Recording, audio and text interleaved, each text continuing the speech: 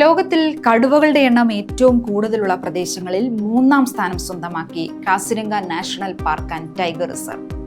ചെറിയൊരു പ്രദേശത്ത് തന്നെ ഏറ്റവും അധികം കടുവകളെ കാസിരംഗയിൽ കാണാം. 100 സ്ക്വയർ കിലോമീറ്ററിൽ 18 കടുവകൾ ഉണ്ടെന്നാണ് കണക്ക്. അസം മുഖ്യമന്ത്രി ഹിമന്ത ബിശ്വ ശർമ എക്സിലൂടെയാണ് ഇക്കാര്യം വ്യക്തമാക്കിയത്. കാസിരംഗ കടുവ സങ്കേതത്തിലെ കടുവകളുടെ എണ്ണം 148 ഉയർന്നുവെന്ന് അധികൃതർ വ്യക്തമാക്കി. 2022 കടുവകളുടെ എണ്ണവുമായി താരതമ്യപ്പെടുത്തുമ്പോൾ വർധനവുണ്ടായിട്ടുണ്ടെന്നും അധികൃതർ പറയുന്നു. ബിശ്വനാഥ് വൈൽഡ് ലൈഫ് ഡിവിഷനിൽ 27 കടുവകളെ രേഖപ്പെടുത്തി. കിഴക്കൻ അസം വന്യജീവി ഡിവിഷനിൽ 2022 104 കടുവകൾ എന്നത് 2024 115 ഉയർന്നു. നഗാവ് വൈൽഡ് ലൈഫ് ഡിവിഷനിലെ കടുവകളുടെ എണ്ണം മാറ്റമില്ലാതെ തുടർന്നു.